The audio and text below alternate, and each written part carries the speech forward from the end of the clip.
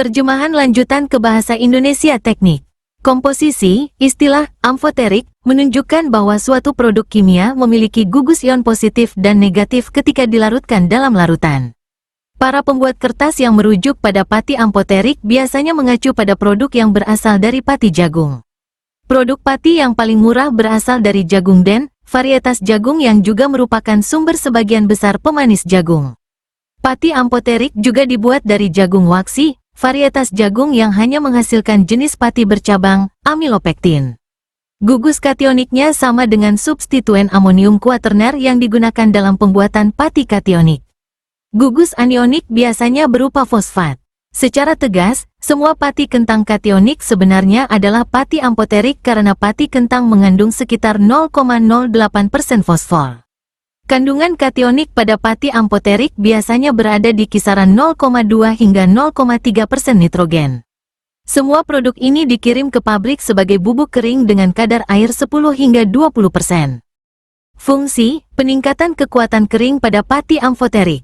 Pati amfoterik dalam pembuatan kertas terutama digunakan untuk peningkatan kekuatan kering pada kertas jadi. Selain itu, pati amfoterik kemungkinan juga bermanfaat untuk meningkatkan drainase dan retensi serat, terutama dalam sistem yang menggunakan alum sebagai bahan perekat. Berikut poin-poin penting mengenai fungsi pati amfoterik.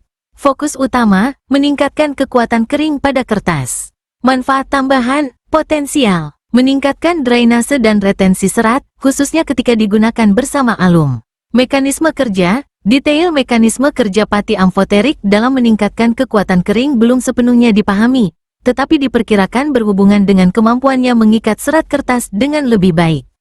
Catatan, peningkatan drainase dan retensi serat dengan pati amfoterik masih bersifat potensial dan memerlukan penelitian lebih lanjut. Strategi penggunaan pati amfoterik dalam pembuatan kertas.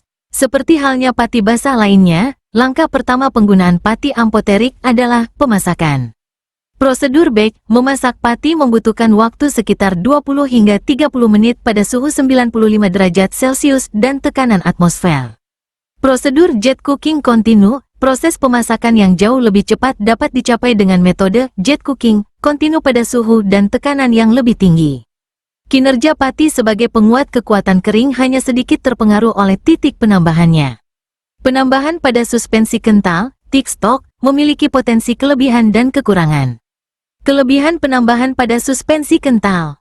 Proporsi yang lebih tinggi menempel pada serat panjang, memastikan retensi yang baik dan efek yang relatif tinggi pada kekuatan kering secara keseluruhan.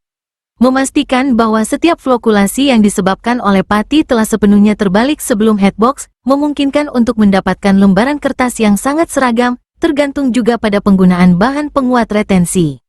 Kekurangan penambahan pada suspensi kental. Kerusakan pati akibat geseran hidrodinamik dan hilangnya sebagian besar pati ke dalam pori-pori dinding sel serat. Untuk alasan ini, umumnya sebagian pati ditambahkan ke suspensi encer, thin stock, dengan hanya beberapa detik paparan sebelum diubah menjadi kertas.